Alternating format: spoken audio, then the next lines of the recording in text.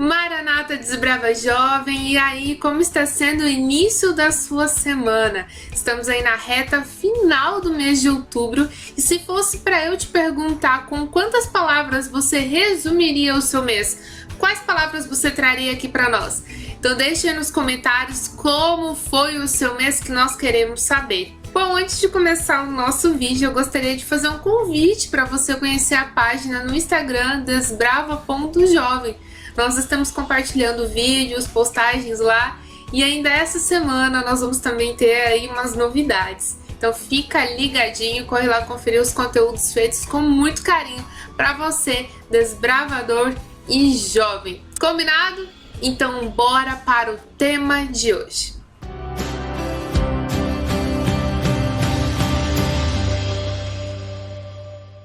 Bom, em algum momento da vida você já ouviu falar um pouquinho sobre amor, sobre Deus é amor, sobre amar ao próximo, um grande mandamento aí que nós temos, pois os 10 mandamentos eles estão divididos entre amar a Deus e amar ao próximo. Mas daí a gente entra aí num ponto que é assim, falar sobre amar ao próximo em alguns pontos é fácil, mas em outros pontos é um pouco difícil.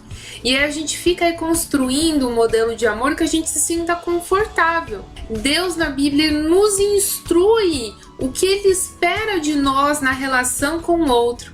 E por isso eu gostaria de convidar você para abrir a sua Bíblia em 1 João 4:11, que diz assim: Amados, se Deus de tal maneira nos amou, devemos nós também amar uns aos outros.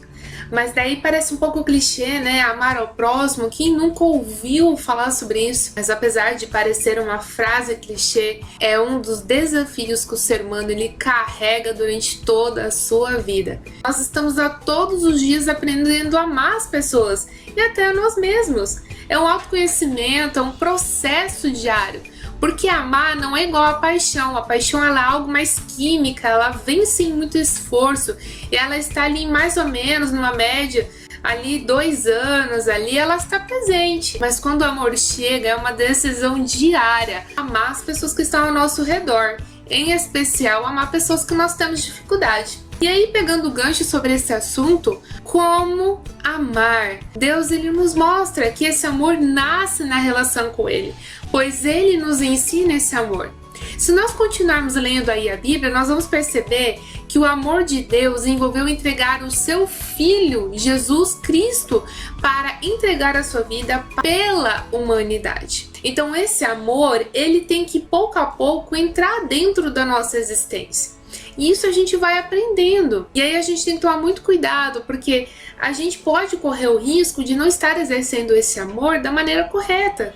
Porque o único que pode nos ensinar sobre amor é quem é o amor, que é Jesus. E aí quando nós vemos tudo isso, nós percebemos que existe um amor que nasceu no coração de Deus, que Ele dedicou para nós seres humanos, e existe o amor tóxico, que ele pode estar numa amizade, ele pode estar num relacionamento, num casamento, ele pode estar numa relação familiar. E aí eu quero trazer para você algumas discussões sobre como Deus ele quer que vivamos o amor. E aí, você tá com vontade de saber sobre esse amor? Então bora lá, sem enrolação, e vamos para o primeiro tópico desse vídeo. Atitudes e palavras andam juntas. Quando eu ouço esse termo, me faz lembrar da história de Pedro.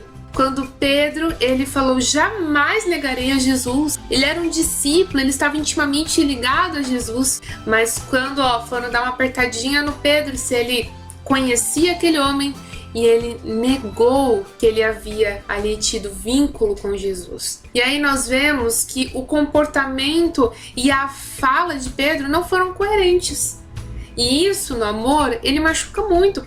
O amor, ele é diferente. O amor, tudo aquilo que eu falo, eu realmente faço. Sabe, a melhor forma de você demonstrar exemplo, de você demonstrar amor, demonstrar quem você é fazendo, não somente falando. Então assim, quando chega aí um crush, ou um amigo falando assim, ai, você é tão fofo, não sei o que e tal, e aí depois vem sendo uma pessoa autoritária, uma pessoa que fere com comportamentos, aí não está coerente o amor que Deus deseja para nossa vida. Isso é um tipo de relacionamento tóxico, e isso se afasta dos propósitos que Deus designou para mim e para você, desbrava jovem. Segundo ponto, respeite o seu espaço. O amor, ele está envolvido também nesse ponto. Nós somos seres individuais. Apesar que é gostoso estar com a família, é gostoso fazer parte de um casamento, onde a Bíblia fala que os dois se tornam um, realmente os dois se tornam um e o casal deve andar junto, mas existem alguns pontos que é muito individual de cada pessoa, de cada filho de Deus. Tanto que a salvação ela é individual, não é? Deus ele respeita muito a singularidade. Então, por exemplo, se você gosta muito de ir num parque A, e aí a outra pessoa gosta do parque B, como que faz, né? Como que respeita o espaço um do outro? Existem algumas situações que cada um tem que ter o seu momento. Então, por exemplo, eu tive um problema no trabalho. Eu preciso de um tempo só meu para eu digerir o que aconteceu, sentir aquilo, porque eu preciso, é meu direito de sentir o que eu tô passando. Mas, por exemplo, na situação do parque, eu abro mão de um dia que eu gostaria de fazer algo meu e eu vou com o meu parceiro, minha parceira, meu amigo, quem quer que seja, vou lá e vou junto, né? Porque é o espaço, que eu tenho que respeitar esse espaço, tenho que respeitar esse gosto dessa pessoa, porque a gente tem direito de fazer algumas coisas que a gente gosta. E ainda é mais gostoso quando está acompanhado. Então, ao paralelo a isso, vem a questão de renunciar um pouco dos meus gostos para estar com o outro e o outro também fazer o mesmo por mim. Sabe, uma amizade, um relacionamento, ele acontece, ele dá certo quando eu priorizo a felicidade do outro e o outro também prioriza a minha felicidade. Meus amigos e minhas amigas, quando a gente trabalha com esse tipo de visão, as coisas acontecem. Porque aí eu saio daquela visão de vinde a mim, só eu posso ter felicidade, só eu posso fazer as coisas que eu gosto, para olhar para o outro. Isso traz amadurecimento, isso traz crescimento e é gostoso quando isso é recíproco. Quando não é, acaba sendo um tipo de relacionamento cansativo que esgota e acaba sendo tóxico. Terceiro, código do bom namorado, bom amigo, bom familiar. Gente, isso não existe. Não existe um código. Claro, a Bíblia vem trazendo ali em Provérbios, em Salmos, sobre evitar contendas, sobre edificar relacionamentos, edificar a sua casa e entre tantos outros conselhos. Mas não existe aquela forminha onde é ideal.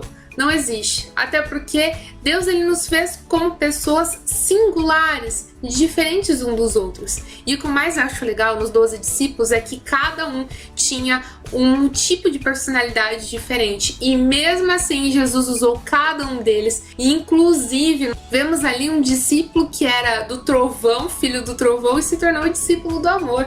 Olha só que interessante. Dentro das diferenças de cada um, a gente pode construir um relacionamento agradável.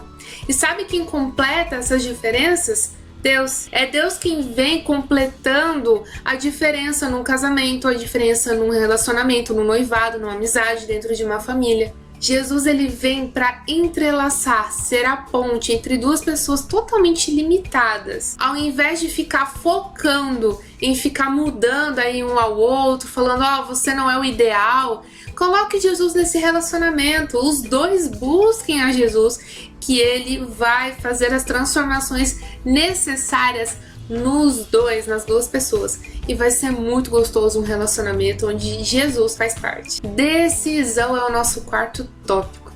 Sabe, desbravas jovens, existem algumas decisões que nós podemos sim abrir mão. Por exemplo, eu quero ir numa sorveteria X e o meu amigo quer ir numa sorveteria Y. E aí, poxa, tem necessidade? Eu sempre vou nessa sorveteria, por que a gente não pode ir na outra, né? Poxa, pro outro se sentir, né, importante, a decisão dele ser valorizada. Existem algumas decisões que dá pra gente aí negociar, chegar num senso onde todos podem aí ter o seu momento aí de bonificação. Mas sabe, existem decisões que são inegociáveis. E uma delas é ter Deus num relacionamento, ter Deus numa amizade. Deus não pode ser uma opção, ele tem que ser uma escolha diária, todos os dias na nossa vida. Então existem decisões como o nosso lenço, honrar o nosso lenço, honrar o que nós temos de mais valioso, meu querido e minha querida, que é a palavra de Deus. Isso é inegociável. Então, se são decisões que envolvem a sua crença, o seu lenço, os seus princípios, são inegociáveis. Outro conselho que eu quero deixar aqui pra você: não fique pensando que você vai conseguir mudar uma pessoa, porque é bem difícil. Para uma pessoa ser mudada, primeiro ela tem que querer, e vai muito empenho, muita energia física, muita energia mental, vai muito esforço e muita comunhão com Deus. O único potencial que nós temos é mudar a nós mesmos, isso sim. E através da nossa mudança a gente consegue também aí trabalhar aí com as pessoas, né? Acaba mobilizando elas, porque nós estamos em uma sociedade, num sistema familiar, né? Num sistema entre amigos, dentro da nossa casa, onde se uma peça muda no tabuleiro, muda todo o significado do jogo. Então é muito importante o seguinte: se você tá aí num relacionamento e você tá vendo aí alguns pontos que não tá dando aí pra digerir, você tem que olhar bem, pedir muita orientação, a perceber se é isso que realmente você quer aí pro seu futuro. Se num relacionamento não está dando certo, é o momento de ser aí observado com muito carinho, porque no casamento vem responsabilidades maiores, vem decisões mais importantes. Se no namoro, que é o momento de conhecer um ao outro, não tá dando certo, imagine um momento onde você e o seu parceiro e a sua parceira vão ter que ali lidar com questões muito maiores. Como que não vai ser?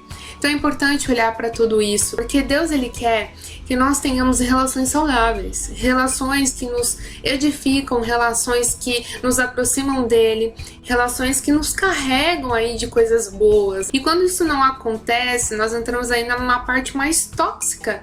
E você sabia que relações tóxicas adoecem as pessoas? Então é algo que a gente tem que filtrar bastante para perceber até que ponto aquele relacionamento está aí contribuindo para a minha vida nos diversos sentidos, e até que ponto eu estou suportando isso, até que ponto está sendo gostoso, um pedacinho do céu aí na minha vida. Um outro ponto que eu gostaria de deixar aí para vocês, para finalizar, é a instabilidade de emoções.